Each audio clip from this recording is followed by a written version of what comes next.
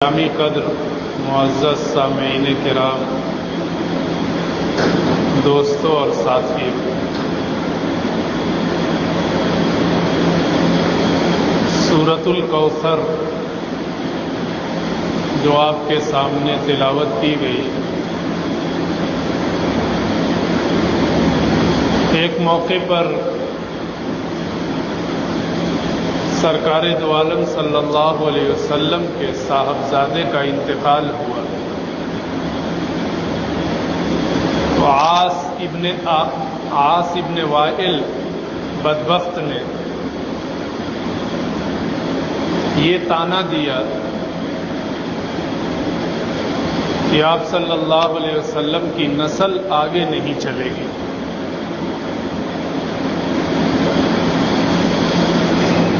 ظاہر ہے کہ یہ بات شان رسالت کی بڑی گستاخی ہے۔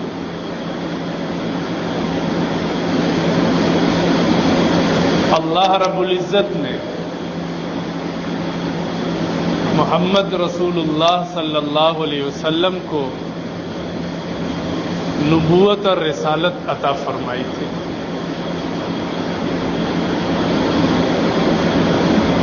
اللہ رب العزت کو یہ بات پسند نہیں آئی کہ اس کے پیغمبر کو کوئی یہ کہے کہ اس کی نسل آگے نہیں چلے گی، اس کی جڑ کٹی ہوئی ہے۔ اللہ تعالیٰ نے سورۃ الکوثر نازل فرمائی اور سب سے پہلے سرکار دو عالم صلی اللہ علیہ وسلم کو یہ بشارت سنائی گئی کہ بے شک ہم نے آپ کو کوثر عطا فرمایا۔ ساری بھلائیوں کو کوثر کہا جاتا ہے، ہر طرح کی بھلائی، اور بعض روایتوں کے اعتبار سے کوثر ایک حوض کا نام ہے جو کل قیامت میں اللہ رب العزت آپ کے تصرف میں دے دیں گے اور آپ اپنی امت کو جام کوثر پلائیں گے۔ اور اس کے بعد اللہ رب العزت نے دوسرے ٹکڑے میں فرمایا آپ اپنے رب کے لیے نماز پڑھیں اور قربانی کریں، اور دوسرے ٹکڑے میں فرمایا، تیسرے ٹکڑے میں فرمایا ان شانئک ھو الابتر، کہ آپ کا دشمن ہی ایسا ہے جس کی جڑ کٹ جائے گی۔ یعنی سرکار دو عالم صلی اللہ علیہ وسلم کی نرینہ اولاد ہو یا نہ ہو، اللہ رب العزت نے آپ کا ذکر، آپ کا تذکرہ قیامت تک کے لیے باقی رکھا ہے، اور آپ کا جو دشمن ہے عاص ابن وائل یا اس کے علاوہ جو بھی دشمن ہے، ان سب کا نام و نشان مٹ جائے گا۔ اور ہوا بھی ایسے کہ آپ صلی اللہ علیہ وسلم کا ذکر مبارک کل بھی زندہ تھا، آج بھی زندہ ہے، اور تا قیامت زندہ رہے گا۔ وَرَفَعْنَا لَكَ ذِكْرَكَ، اللہ رب العزت نے فرمایا کہ ہم نے آپ کا تذکرہ بلند کر دیا۔ اسی طریقے سے ایک موقع پر ولید ابن مغیرہ نے، اس بدبخت نے آپ صلی اللہ علیہ وسلم کو مجنوں کہا۔ اللہ رب العزت کو بھی یہ بات پسند نہیں آئی۔ اللہ رب العزت نے قرآن کریم کی آیتیں نازل فرمائیں اور ولید ابن مغیرہ کی 10 برائیاں جو اس میں تھیں ان کو اجاگر کیا۔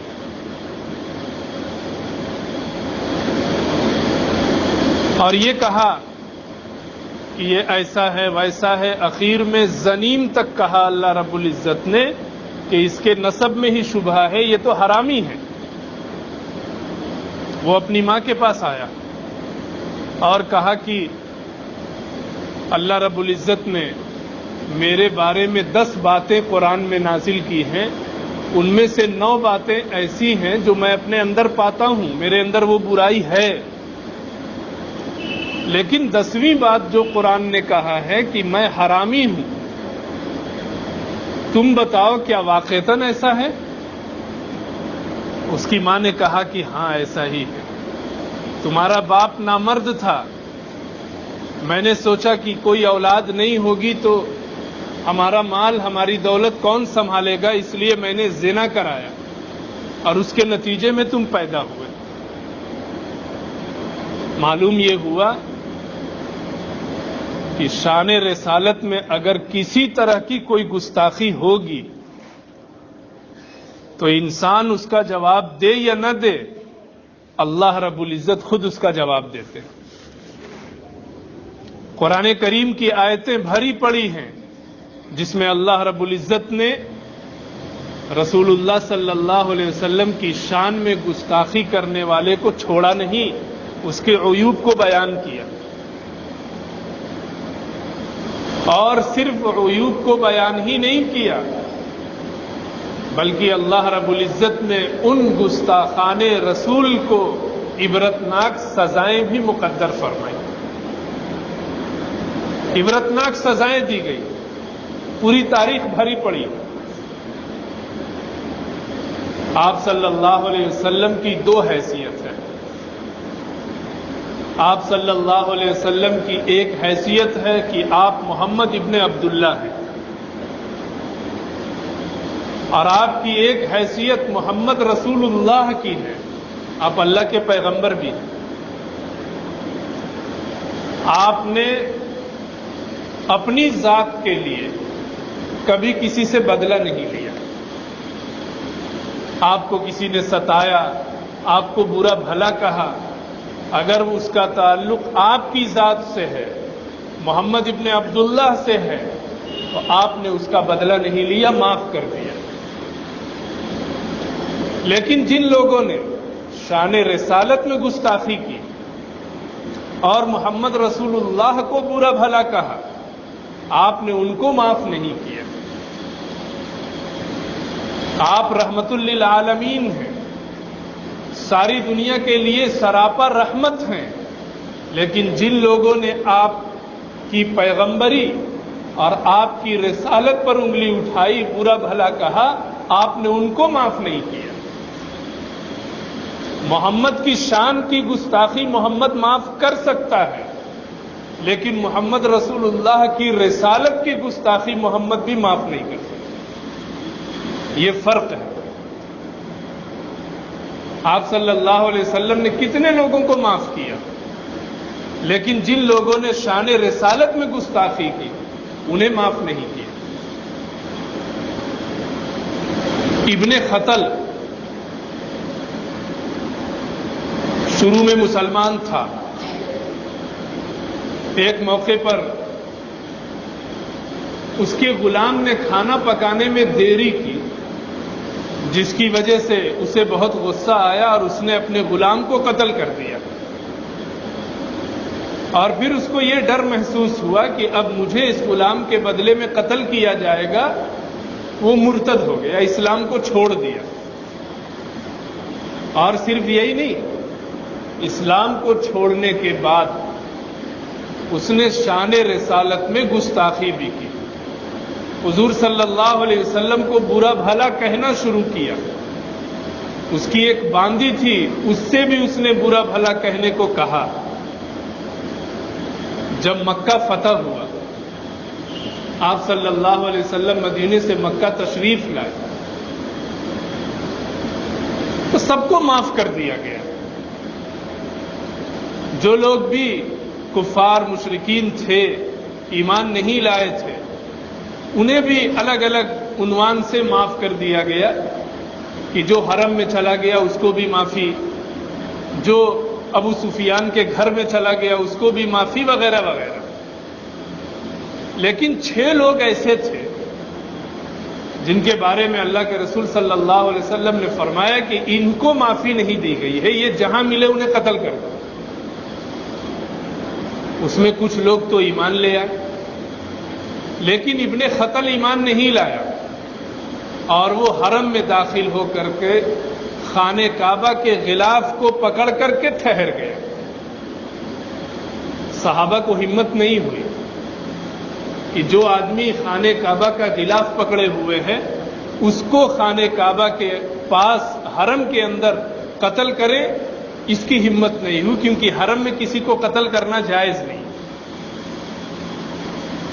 ایک صحابی حضور صلی اللہ علیہ وسلم کی خدمت میں حاضر ہوئے اور کہا کہ ابن خطل کعبہ کے پردوں کو پکڑ کر چمٹا ہوا ہے، کیا کیا جائے؟ آپ صلی اللہ علیہ وسلم نے فرمایا فاقتلوہ، اسے قتل کر ڈالو۔ آپ نے حرم میں خانہ کعبہ کا غلاف پکڑنے والے کو بھی معاف نہیں کیا، حالانکہ آپ رحمت للعالمین ہیں، کتنوں کو معاف کر دیا آپ نے۔ مشہور واقعہ، آپ درخت کے نیچے آرام کر رہے تھے اور کہیں سے کوئی کافر مشرک آیا، حضور کو سوتا ہوا دیکھا اور اپنی حضور کی تلوار اٹھا کر اس نے حضور کو بیدار کیا اور کہا کہ اب بتائیے کہ مجھ سے آپ کو کون بچائے گا؟ آپ صلی اللہ علیہ وسلم نے کہا میرا رب بچائے گا۔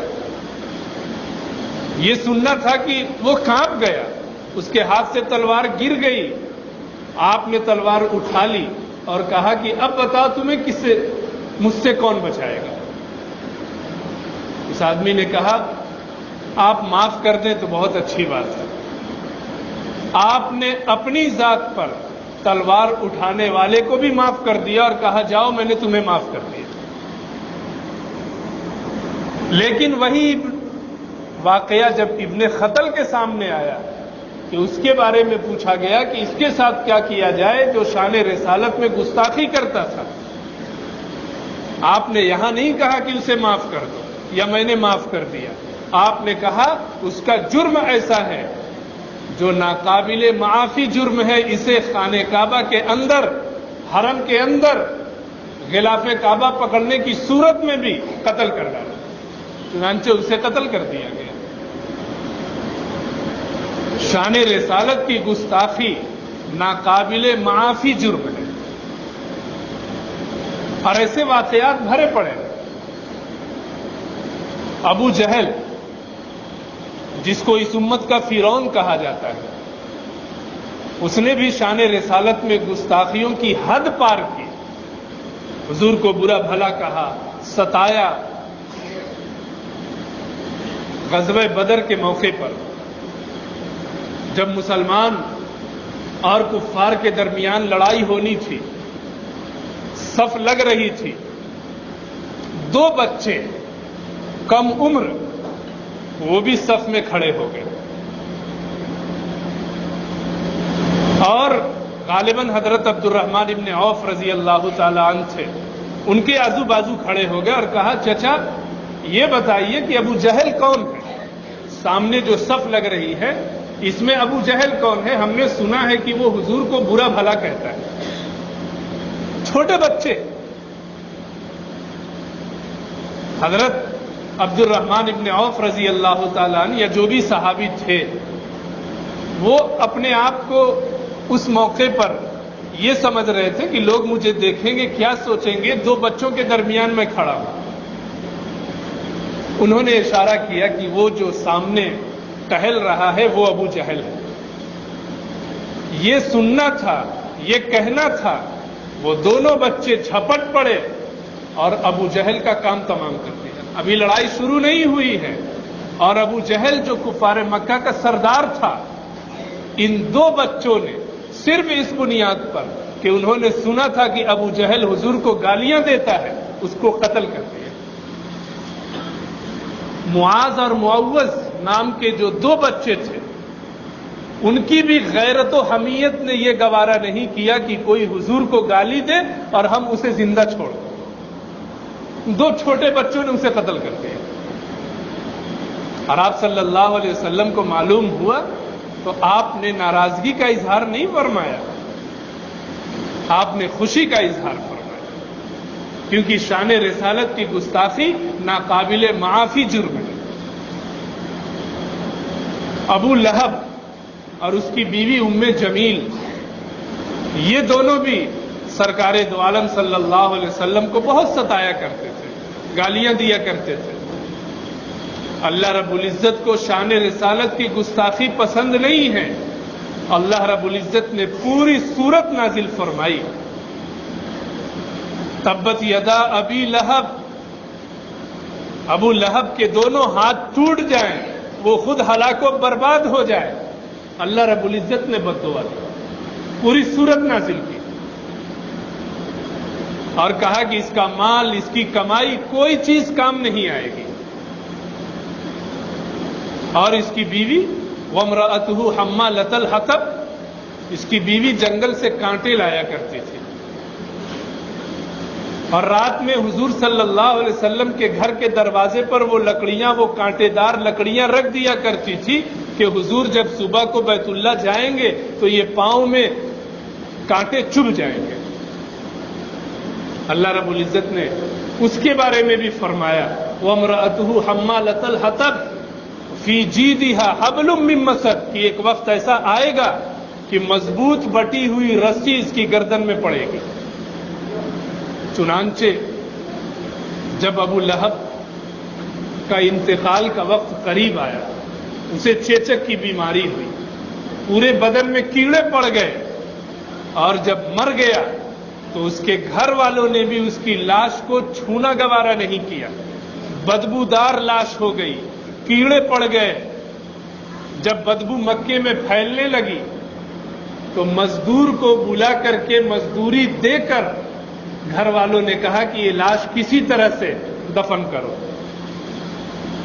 چنانچہ ایک بڑی لکڑی لے کر کے اس کی لاش کو لکڑی سے دھکا دے کر دھکیل کر کے ایک گڑھے میں دفن کر دیا گیا۔ یہ حشر ہوا ابو لہب کا، جس نے شان رسالت میں گستاخی کی تھی۔ اور اس کی بیوی ام جمیل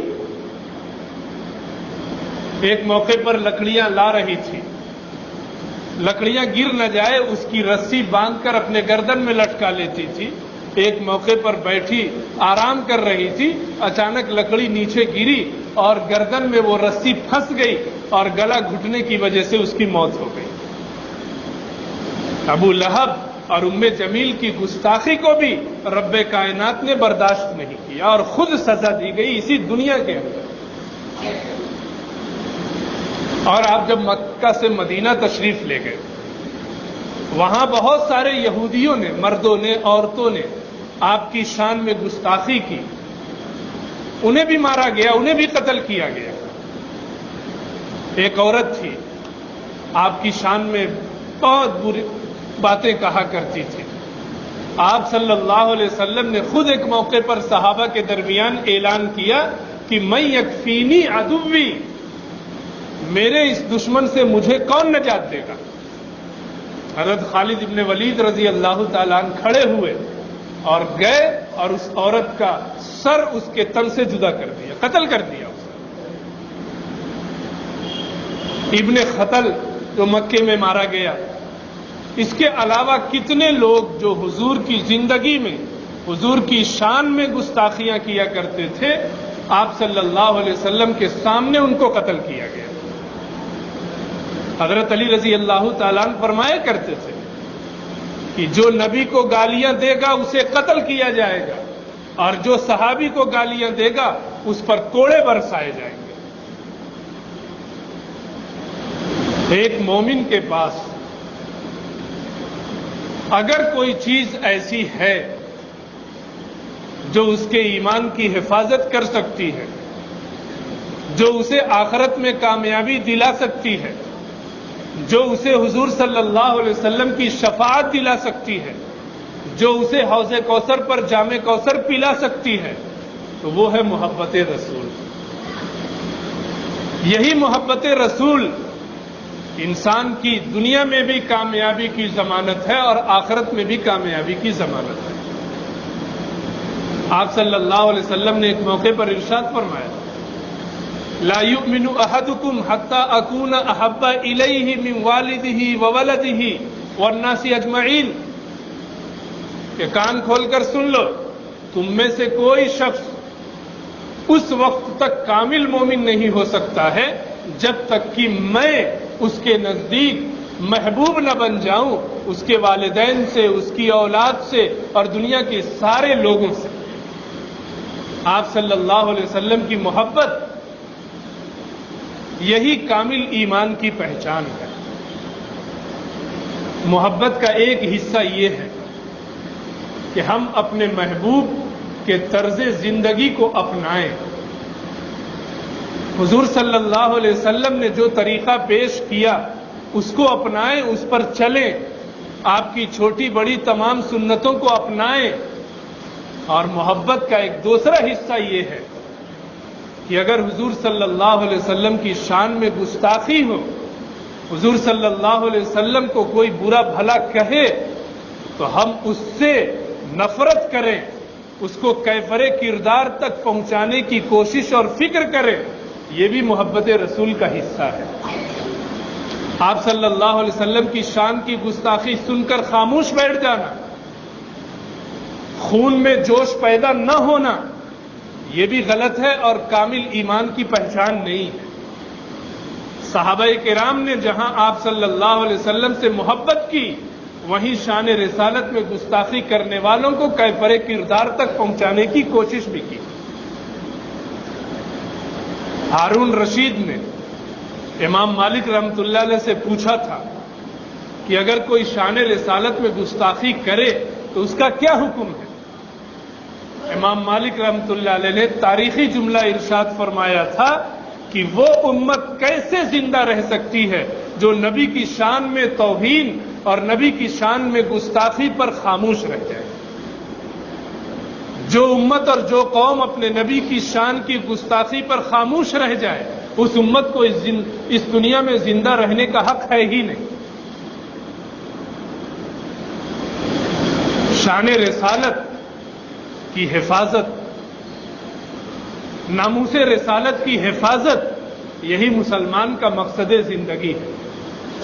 وہ زندہ ہے اسی لیے کہ ناموس رسالت کی حفاظت کرے، وہ زندہ ہے اسی لیے کہ شان رسالت کی گستاخی کرنے والوں کو کیفر کردار تک اور انجام تک پہنچائے۔ اس کی زندگی کا یہی مقصد ہے۔ وہ اس دنیا میں کھانے کے لیے نہیں آیا، وہ اس دنیا میں صرف کمانے کے لیے نہیں آیا، وہ اس دنیا میں اس لیے آیا ہے کہ پیغمبر اسلام سرکار دو عالم صلی اللہ علیہ وسلم سے محبت بھی کرے اور ناموس رسالت کی حفاظت بھی کرے۔ اس کے لیے جان دینا پڑے جان دے، اس کے لیے مال دینا پڑے مال دے، اس کے لیے وقت دینا پڑے وقت دے، اس کے لیے جو بھی دینا پڑے دینے کے لیے تیار ہو۔ اگر ناموس رسالت کی حفاظت کے لیے 100 جانیں قربان کرنا پڑے وہ بھی حاضر ہے۔ ایسا جذبہ ہونا چاہیے۔ کسی نے کہا ہے جو جان مانگو تو جان دے دیں، جو مال مانگو تو مال دے دیں، مگر یہ ہم سے نہ ہو سکے گا، مگر یہ ہم سے نہ ہو سکے گا نبی کا جاہو جلال دے دیں۔ نبی کی رسالت اور نبوت سے، ناموس رسالت سے کبھی سودا نہیں کیا جا سکتا۔ یہ تو ایک پہلو ہے جس سے تاریخ اسلام بھری پڑی ہے، قرآن کی آیتیں بھری پڑی ہیں، احادیث میں واقعات بھرے پڑے ہیں کہ شان رسالت کی گستاخی نہ اللہ نے برداشت کی، نہ صحابہ نے برداشت کی اور نہ مومنین نے برداشت کی۔ تمام ائمہ کا اس پر اتفاق ہے، مالکیہ ہوں، شافعیہ ہوں، حنابلہ ہوں، احناف ہوں، کہ شان رسالت کی گستاخی ناقابل معافی جرم ہے۔ کسی کا کوئی اختلاف نہیں۔ اللہ رب العزت نے ایک موقع پر یہ بھی ارشاد فرمایا، ان الذین یؤذون اللہ ورسولہ، جو لوگ اللہ اور اس کے رسول کو تکلیف پہنچاتے ہیں، لعنہم اللہ فی الدنیا والآخرہ، اللہ دنیا اور آخرت میں ان پر لعنت برسائے گا، وأعد لهم عذابا مہینا، اور اللہ نے آخرت میں ان کے لیے ذلت آمیز سزا مقرر کر رکھی ہے۔ حضرت عبداللہ ابن عباس رضی اللہ تعالیٰ عنہما فرماتے ہیں کہ دنیا میں اللہ نے جو ان پر لعنت فرمائی ہے، دنیا میں لعنت کا مطلب یہ ہے کہ اگر اسلامی حکومت ہو اور اسلامی حکومت میں کسی نے شان رسالت میں گستاخی کی ہو تو اسے قتل کر دیا جائے اور آخرت میں جہنم کی سزا اسے دی جائے گی۔ تو ناموس رسالت کی حفاظت ہم سب کی اپنی ذمہ داری ہے، مسلمان کی اپنی ذمہ داری ہے۔ شان رسالت کی گستاخی یہ ناقابل معافی جرم ہے، ادنا سے ادنا درجے کا مسلمان بھی اسے برداشت نہیں کر سکتا ہے۔ یہ ایک متفق علیہ بات ہے، اس سے نہ سمجھوتا کیا جا سکتا ہے اور نہ اس کے بارے میں کوئی لچک اور کوئی لچر قول اختیار کیا جا سکتا ہے۔ کھلی بات ہے، دو چار کی طرح واضح ہے۔ لیکن اس کے ساتھ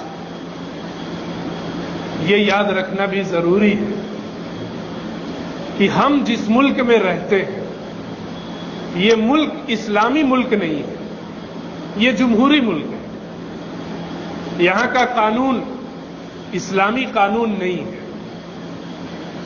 ہمیں اس ملک میں بحیثیت شہری رہنے کی جو اجازت ہے وہ اسی شرط کے ساتھ مشروط ہے کہ ہم ہندوستان کے قوانین کی حفاظت بھی کریں گے، اس کو مانیں گے۔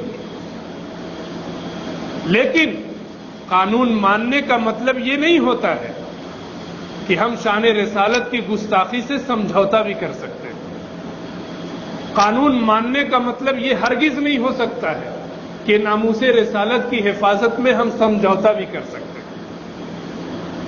قانون ماننے کا مطلب یہ ہے کہ ہم قانون کے دائرے میں رہتے ہوئے شان رسالت میں گستاخی کرنے والے کو سزا دلوانے کی کوشش کریں۔ اب اس کے لیے ہمیں قانون نے جو حق دیا ہے اس قانون کو جانیں، اس قانون کو استعمال کریں۔ شان رسالت کی گستاخی برداشت نہ ہونے کا مطلب یہ نہیں ہے کہ ہم سڑکوں کو گھیر لیں، اس کا مطلب یہ نہیں ہے کہ ہم راستے کو بلاک کر دیں، اس کا مطلب یہ نہیں ہے کہ ہم سرکاری چیزوں کو جلا ڈالیں، اس کا مطلب یہ نہیں ہے کہ ہم کسی کی دکان کو جلا ڈالیں، اس کا مطلب یہ نہیں ہے کہ کسی کی جان اور عزت و آبرو پر حملہ کریں۔ اسلام اس کی اجازت نہیں دیتا۔ ہاں، شان رسالت کی گستاخی پر احتجاج درج کرانا قانون ہمیں یہ حق دیتا ہے، لہذا ہم پرامن احتجاج ضرور کریں۔ لیکن پرامن احتجاج کرنے کا مطلب یہ نہیں ہے کہ ہم سڑکوں کو گھیر لیں، سڑکوں کو جام کر دیں، کیونکہ ہو سکتا ہے کسی بیمار کو ہاسپٹل جانے کی ضرورت ہو سکتا ہے کسی کو کہیں پہنچنا بہت ضروری ہو، اور ہمارے اس احتجاج کی وجہ سے وہ نہ ہاسپٹل پہنچ پایا نہ وہ کسی ضروری کام کو انجام دے سکا۔ ظاہر ہے حضور صلی اللہ علیہ وسلم کے دور میں گستاخان رسول کو سزائیں دی گئیں، لیکن سڑکوں کو جام نہیں کیا گیا، کسی کی املاک اور کسی کی عزت و آبرو پر حملہ نہیں کیا گیا۔ یہ ہماری شان کے خلاف ہے۔ اور اگر کوئی ہم سے یہ کہتا ہے کہ چپ بیٹھ جائے، احتجاج بھی نہ کریں، پرامن احتجاج کی بھی ضرورت ہے، یہ قابل تسلیم بات نہیں ہے۔ ہم احتجاج کریں لیکن پرامن احتجاج کریں، پرتشدد احتجاج کی اجازت اسلام بھی نہیں دیتا ہے۔ حکومتیں جو زبان سمجھتی ہیں وہ ہم اختیار کریں، ہم احتجاج کریں، پولیس اسٹیشنوں میں اس کے خلاف FIR درج کرائیں، کیس درج کرائیں، یہ کام کی چیز ہے۔ صرف نعرے لگانا، صرف سڑکوں کو گھیر لینا، بازار کو بند کر دینا، یہ مسئلے کا حل نہیں ہے۔ مسئلے کا حل ہے پرامن احتجاج کرنا اور اپنی آواز ایوان اقتدار تک پہنچانا، اور اس طرح پہنچانا کہ وہ مجبور ہو جائیں کہ اس ملک میں جو بھی شان رسالت میں گستاخی کرے گا قانون اس کو سخت سے سخت سزائیں دے گا۔ قانون بنوانے کے لیے ہم احتجاج کریں، ہم نے جن کو چن کر پارلیمنٹ بھیجا ہے ان کے پاس جائیں اور ان سے مطالبہ کریں، ان پر دباؤ بنائیں کہ آپ پارلیمنٹ کے اندر، آپ اسمبلی کے اندر ہماری آواز اٹھائیں اور شان رسالت کی گستاخی کے خلاف سخت سے سخت قانون بنائیں۔ یہ ہے راستہ. پولیس اسٹیشن میں جا کر اس کے خلاف FIR درج کرائیں, کیس درج کرائیں, ہر محلے سے لوگ جائیں. اس سے فائدہ ہوگا. اور صرف احتجاج کر لینا اور بازار بند کر دینا, اس سے ہمارا کوئی فائدہ ہونے والا نہیں ہے. پرامن احتجاج ہمارا قانونی حق ہے, دستوری حق ہے, یہ اختیار کریں. FIR درج کرانا, کیس درج کرانا ہمارا قانونی حق ہے, یہ ہم اختیار کریں. اور احتجاج کے دوران, FIR درج کرانے کے دوران ہم پوری کوشش کریں کہ ہمارے طرز عمل سے اور ہماری نقل و حرکت سے برادران وطن کو کسی طرح کی کوئی تکلیف نہ پہنچے. ہم اپنے ہاتھ میں قانون ہرگز نہ لیں, بلکہ قانون کے دائرے میں رہتے ہوئے ہم پوری کوشش کریں اور ہماری آواز ملک کے کونے کونے تک پہنچے کہ شان رسالت کی گستاخی سے کبھی سمجھوتا نہیں کیا جا سکتا. اللہ رب العزت ہم سب کو عقل سلیم عطا فرمائے, ناموس رسالت کے لیے جان دینے کی ضرورت پیش آئے